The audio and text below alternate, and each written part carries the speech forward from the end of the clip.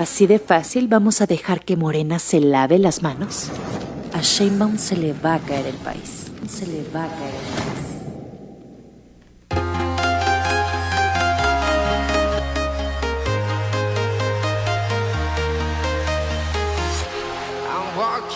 ¿Cómo están, amigos? ¿Cómo están? Excelente día. ¿Qué tal el spot que les puse al inicio?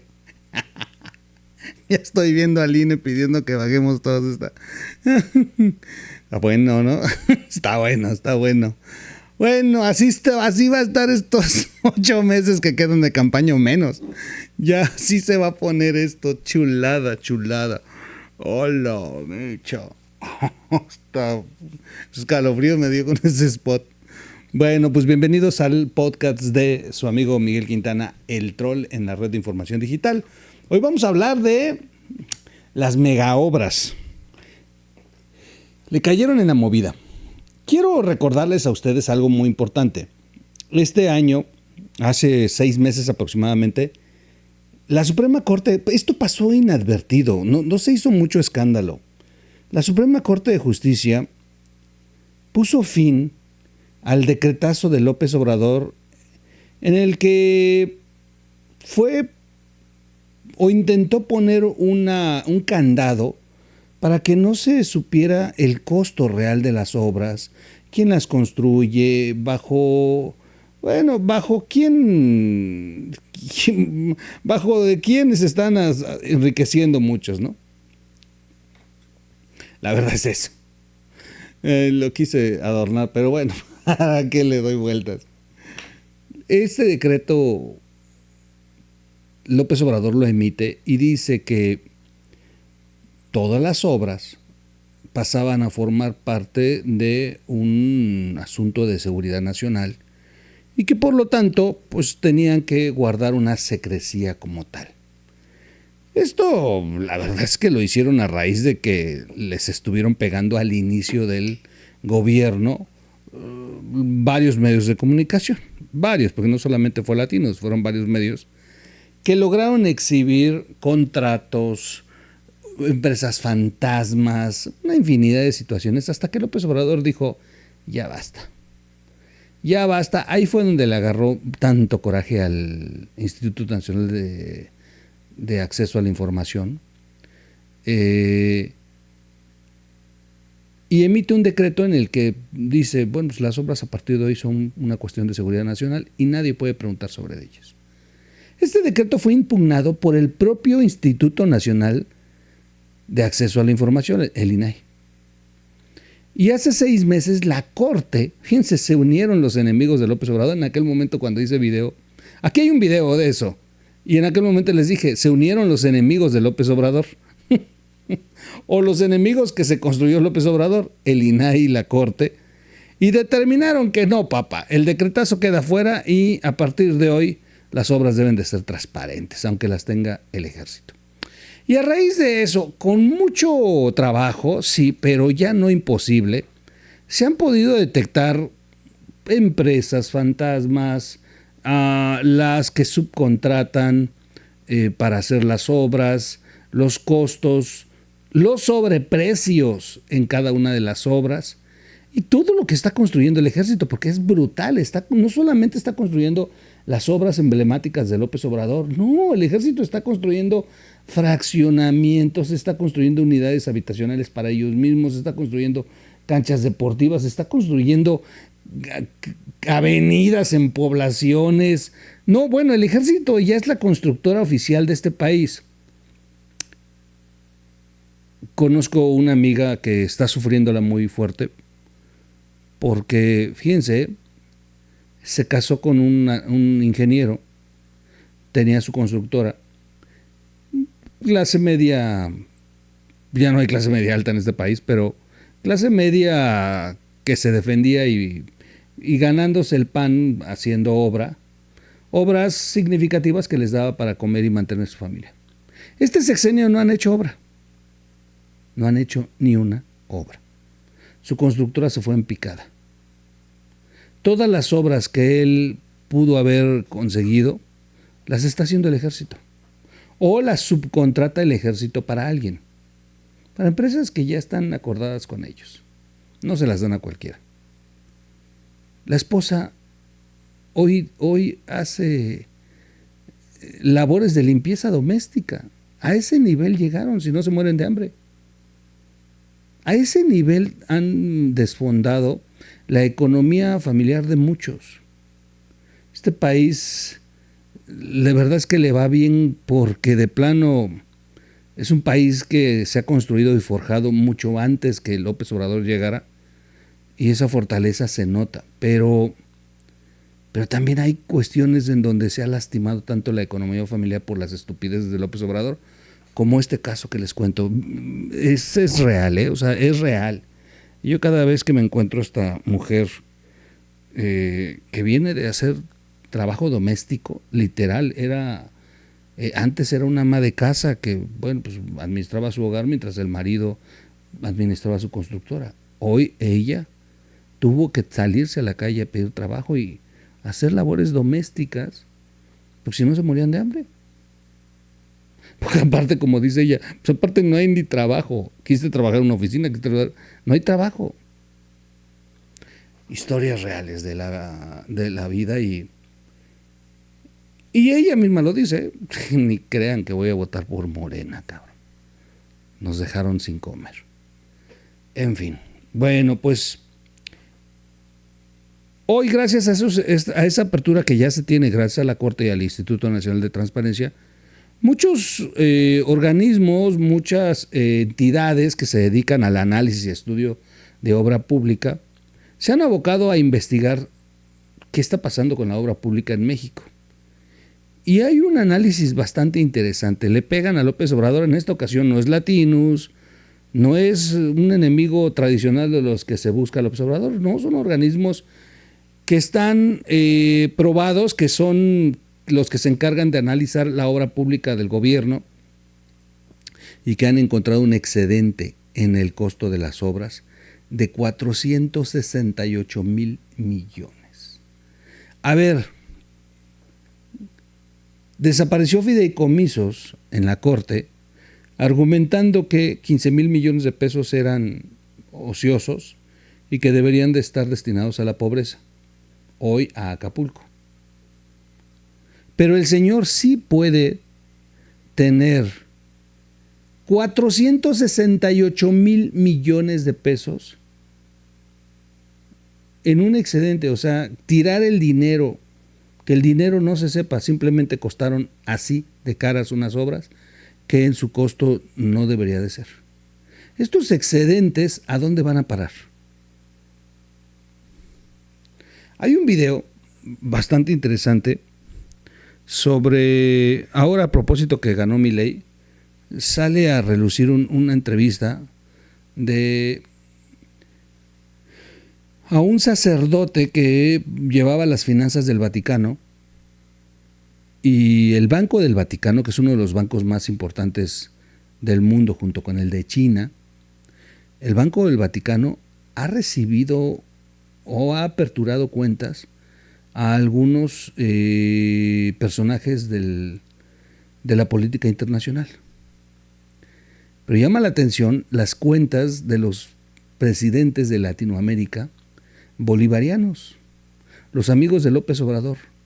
La gran mayoría de todos ellos tienen cuentas que exceden los 200 millones de dólares, como el caso de Lula da Silva, el presidente de Brasil. Más de 200 millones de dólares en una cuenta personal en el Banco del Vaticano. Y así como él hay muchísimos. No me extrañaría que López Obrador un día, alguien haga el trabajo de investigación y de pronto aparezca que tiene el señor 468,000 dólares, que son de pesos, que son los que están en excedidos, nada más en las obras emblemáticas como el Tren Maya, Dos Bocas y el aeropuerto de Santa Lucía. Vamos a ver.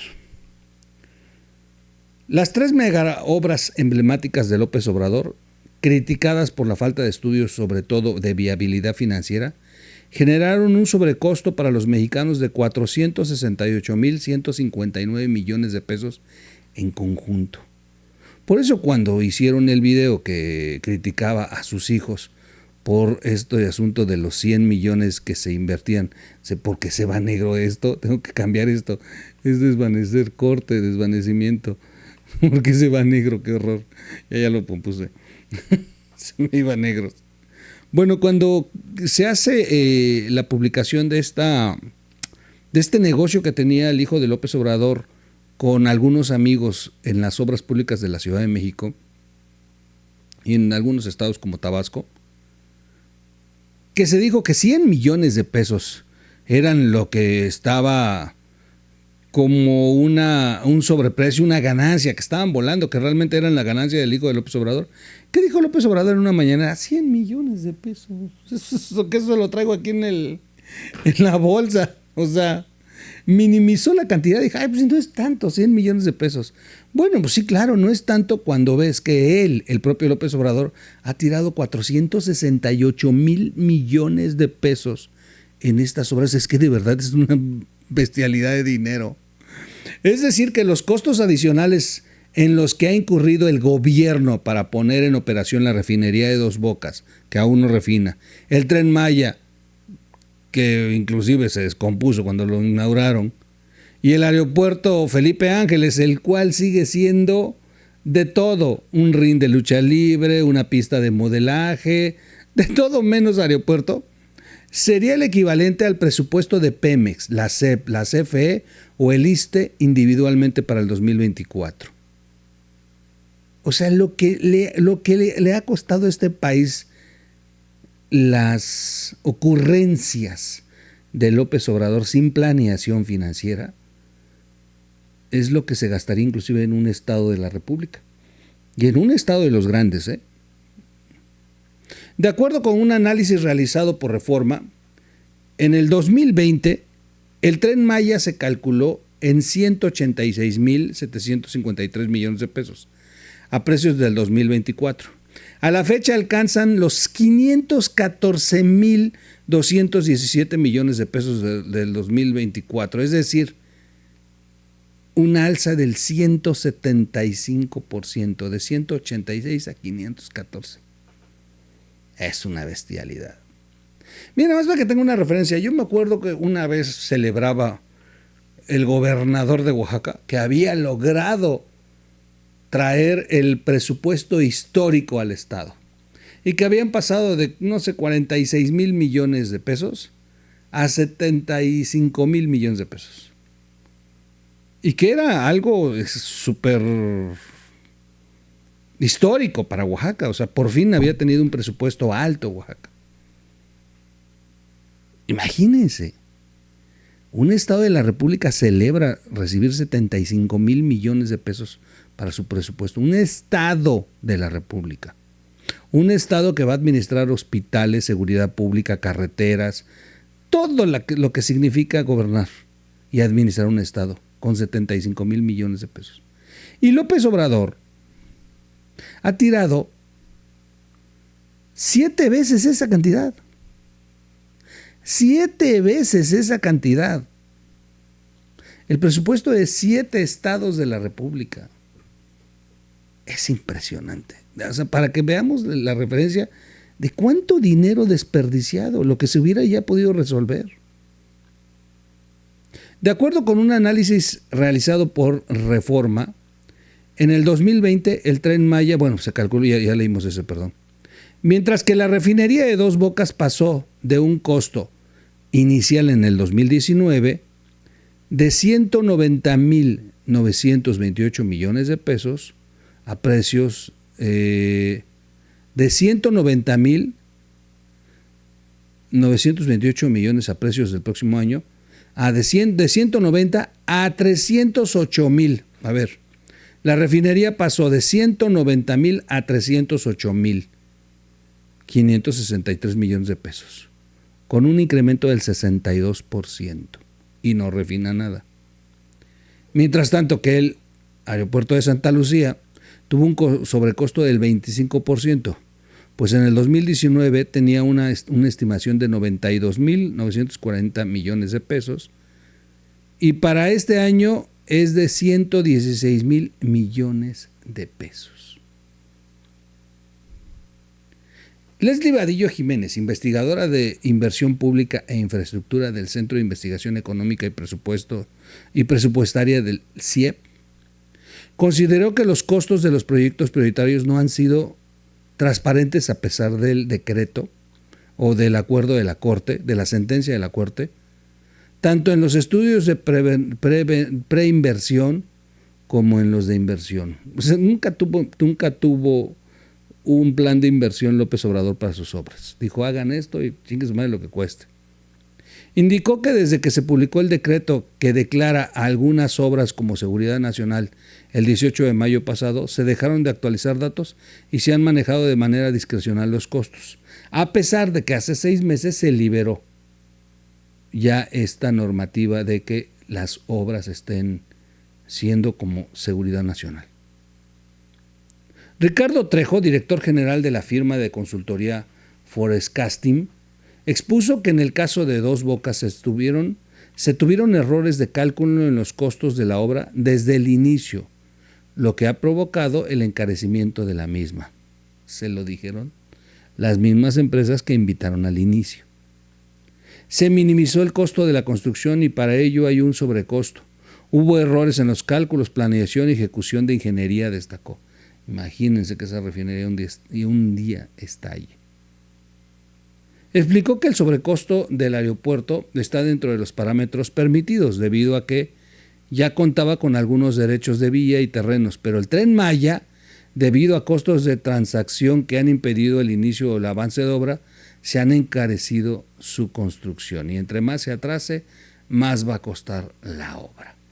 Así que bueno, ya según este análisis que se presenta, se da un total de 468,000 millones de pesos, 468,159 millones de pesos entre estas 3 obras emblemáticas de López Obrador: el Tren Maya, Dos Bocas y el AIFA. Ay, pero ¿qué tal dicen los chairos que no?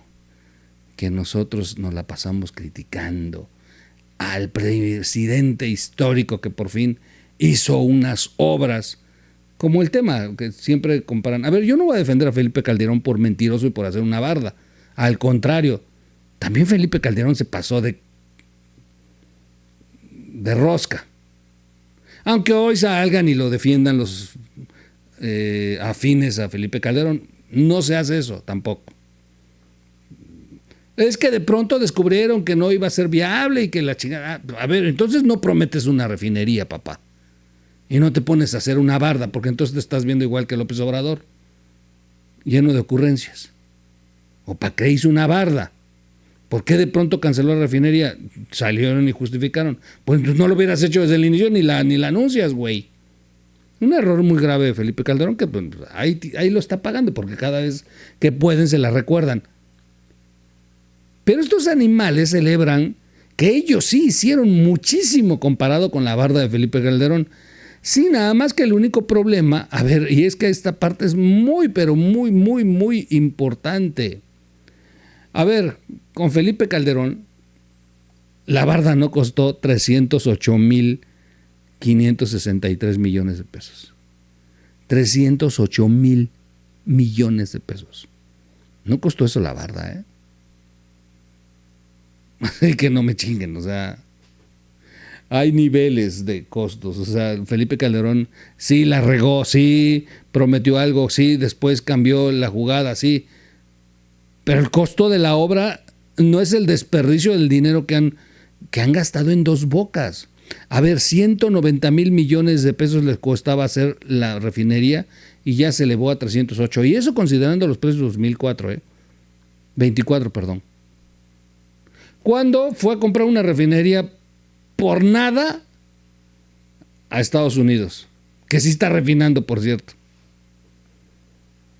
No se compara lo que hicieron con una barda a lo que hicieron con esta refinería. Y que el día que refine ni siquiera va a alcanzar los volúmenes que presumieron.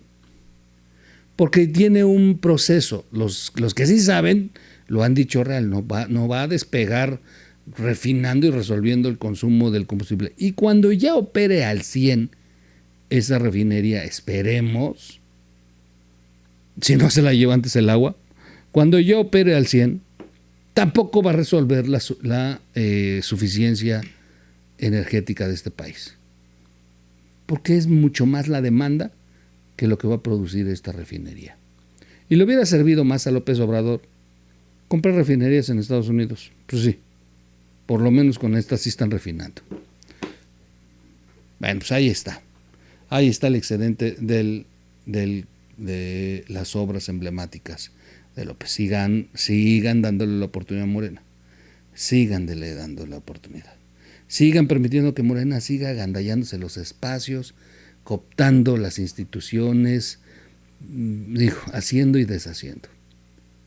Ahí voy a cerrar nada más porque no pienso hacer video de esto, pero a ver, muy interesante, la terna que está enviando López Obrador para la Corte, pues de entrada ya avalaron, con la mayoría de Morena, ya avalaron que sí entre a discusión. O sea, porque lo hubieran podido rechazar desde la primera reunión de comisión. Pero no, ya libraron el primer paso, comisiones. De todos modos, no hay mucho sentido en esto, porque al final de cuentas, si con las 2 veces que el Senado niegue cualquiera de las ternas que envíe López Obrador, esta o la siguiente, pues va a determinar López Obrador a quién poner. Yo creo que López Obrador ya hasta tiene quién va a poner, porque sabe que no le van a pasar en el Senado sus propuestas. Sorpresa sería que de pronto el Senado diga, a ver, nomás por no darle a López Obrador, vamos a poner. Pero al final de cuentas es López Obrador el que está poniendo. Es brutal. Creo que en lugar de estar reformando este asunto de si van a ser electos por voto y esto, creo que lo que deberían de reformar es que la propuesta no provenga del presidente de la República. Eso sí, debería de ser. Creo que la propuesta debería ser por los colegios de abogados de México, no sé, alguna otra cuestión, pero no que el presidente de la República sea el que proponga, porque miren lo que está ocurriendo en este momento, y menos que tenga este chance de que a la segunda vuelta, si no queda nadie, que él tiene la facultad de imponer. Creo que esta parte de la ley la deben de modificar para que no sea él, sino sea el propio Senado, que le den la oportunidad al presidente de que presente propuestas. No nos gustan sus propuestas, presidente. Una segunda vuelta. No nos gustan, señor presidente. Otra tercera vuelta. No nos gustan. Bueno, señor presidente, en la tercera no quedó ninguno de los que mandó. Ahora el Senado tiene la facultad de nombrar y que la facultad no sea de López Obrador. Al final de cuentas, ¿qué no eso quiere? Que el voto popular sea el que decida a los ministros. Y esta parte es importante, a ver, para los que son constitucionalistas y son expertos en derecho legislativo, esta parte es básica.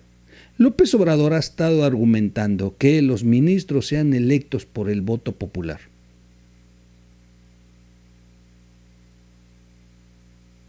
Bueno, pues que le diga al Congreso que voten ellos y que ellos decidan quién debe ser, porque cada miembro en el Congreso, ya sea diputado federal o senador, representan a un segmento de la población. Son los representantes populares más directos con la población. Si se trata de estar escuchando al pueblo, como dice López Obrador, pues ahí están los representantes del pueblo en las curules. Y entonces deberían de ser ellos los que decidan el ministro. Pero bueno, esto no va a suceder así. López Obrador va a terminar seguramente poniendo a la séptima propuesta impuesta desde Palacio Nacional, si es que de pronto si no nos dan la sorpresa a los senadores de que pues ya decidieron que sí, dentro de las propuestas que estaban mandando el Obrador, esta es la menos jodida. Eso es lo único que podría quedar. Voy a dejaros con un video de Damián Cepeda, excelente Damián Cepeda, está haciendo una batalla ahí en el Senado bastante interesante sobre este asunto. y me gusta cómo puso los temas en la mesa. Yo los dejo, los veo en un siguiente capítulo. Oigan, hoy es martes, les recuerdo, Contrarreloj a las 19 horas y a las 21 horas la cena de grillos. Yo los veo esta mañana con los siguientes podcasts de su amigo Miguel Quintana el Troll.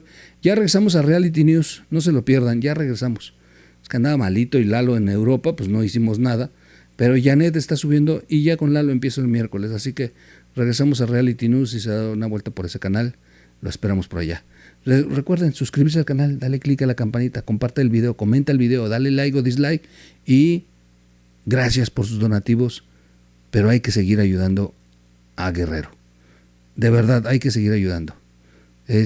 Vayan a la Cruz Roja, yo les recomiendo mucho la Cruz Roja. Nos vemos en un siguiente capítulo, los dejo con esta intervención del senador Damián Cepeda, bastante interesante. Compareciente. Perdón. Muchos temas, creo que ha abordado muchos de ellos, pero hay un tema central que yo quiero poner en la mesa que me preocupa con las tres propuestas. Y a las tres, tal cual, se los quiero poner en la mesa. El presidente ha sido muy claro, está enojado porque no tiene una corte subordinada. Abiertamente ha declarado que fracasó sus nombramientos y que le fallaron los perfiles porque no han hecho exactamente lo que él quiere. Me llama mucho la atención porque si revisas las resoluciones de sus propuestas, la verdad es que como en el 80% de las veces le dan la razón. Me sorprende, pues, pero por lo visto quiere el 100%, pues, que en ningún caso digan que no tiene razón el presidente. Y en ese contexto lanza la propuesta que estamos valorando hoy. Tal cual, no soy yo, o sea, él es el que centró el debate y dice, no me voy a equivocar y aquí están tres propuestas que yo creo que me van a hacer leales al proyecto y al movimiento. Y esa es mi preocupación central. Lo digo con pleno respeto de los tres perfiles, pero el tema central para mí es independencia, autonomía.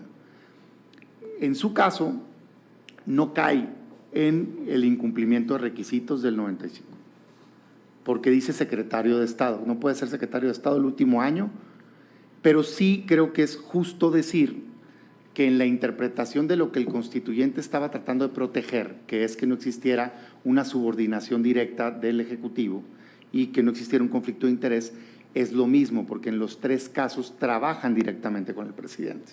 En su caso, comisionada, no secretaria de Estado, pero sí subordinada laboral, digamos, del presidente, y quiero entender, no me deje poner palabras en su boca, miembro del movimiento que representa el presidente, más allá de militancia, sino de, digamos, de su gobierno, pues, ¿no?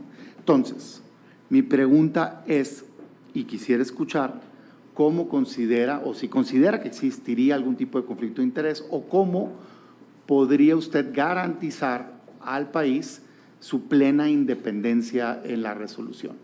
Y eso es, digamos, el tema principal que yo quiero poner en la mesa. Segundo, algunos criterios específicos. Me queda claro, y siempre contestan muchos comparecientes, es que no me quiero poner en un posible futuro, pero es que entonces no vamos a saber nunca cómo piensa. Estamos nosotros juzgando si la persona es adecuada y necesitamos saber qué piensa sobre temas delicados para poder tener una buena idea de cómo va a resolver algunos asuntos. De antemano sé que depende de cómo llegue el caso, las particularidades, pero yo quisiera preguntar así en específico sobre alguna serie de temas, unos en esta primera ronda y otros en la segunda. El primero tiene que ver con la Guardia Nacional. En concreto, mi pregunta es su opinión sobre la resolución que tuvo la Corte. ¿Cree que era constitucional o no la ley secundaria que le daba el control operativo y administrativo a la Sedena y que ponía como titular, aunque decía que era Secretaría de Seguridad Pública, ponía en el orden de estructura a la Sedena arriba? Es un tema que ya se resolvió, creo que perfectamente se puede dar una opinión sobre eso y creo que es un tema que se va a volver a poner en la mesa seguramente, ¿no? La preocupación nace de que, en mi opinión, el presidente está buscando aprobar con reformas secundarias temas en contra de la Constitución. Yo respeto si opina distinto, pero nadie tiene derecho a ponerse arriba de la Constitución. Entonces, en concreto, ¿no?, de ese tema. Segundo, voy a regresar a prisión preventiva oficiosa. Existió en 2011 una reforma que estableció una serie de principios, entre ellos el de progresividad, que supone que tanto en aspecto de juzgar o legislar o interpretar, tienes que siempre estar pro derechos humanos y que no se puede dar marcha atrás, que no se puede eliminar cosas que ya tienes adquiridas. Mi pregunta es su opinión con respecto a que se continúe ampliando el catálogo y si eso vulnera o no el principio de progresividad. Entiendo que para atrás pues pudiera ser que no, pero si es o no correcto que se continúe ampliando el catálogo de delitos que caen en prisión preventiva oficiosa, eso con la perspectiva del principio de progresividad, si lo vulnera o no, que está con igualdad de jerarquía constitucional en el artículo 1. Y sobre ese mismo tema, si usted considera viable analizar la interpretación que se puso sobre la mesa a la Corte de que la Corte interpretara qué significa prisión preventiva oficiosa y que no se entendiera que en automático significa otorgarla, sino que el juez esté obligado a analizar, no solo esperar si la pide el Ministerio Público o no, como una posible salida de solución. Y por último, en esta pregunta, otro tema que fue decidido y que creo que seguramente va a volver a ponerse en la mesa, consulta popular. La Constitución establece una serie de restricciones de cuándo puede proceder o no. Sin embargo, la Corte decidió interpretar que se podía someter a consulta popular el caso de los expresidentes. Para mí, como abogado, es muy claro, si alguien es culpable lo tienes que meter a la cárcel, si alguien es inocente lo tienes que dejar en libertad. No creo que sea un tema que le tengamos que preguntar a la gente y creo que tiene una prohibición constitucional. Pero parece ser que no está tan claro porque los ministros y ministras decidieron en su mayoría que era legal preguntarle a la gente sobre si alguien tenía que ser procesado o no. Le quiero preguntar su opinión con respecto a esa resolución que tuvo la Suprema Corte de Justicia de la Nación. Por sus respuestas, muchas gracias.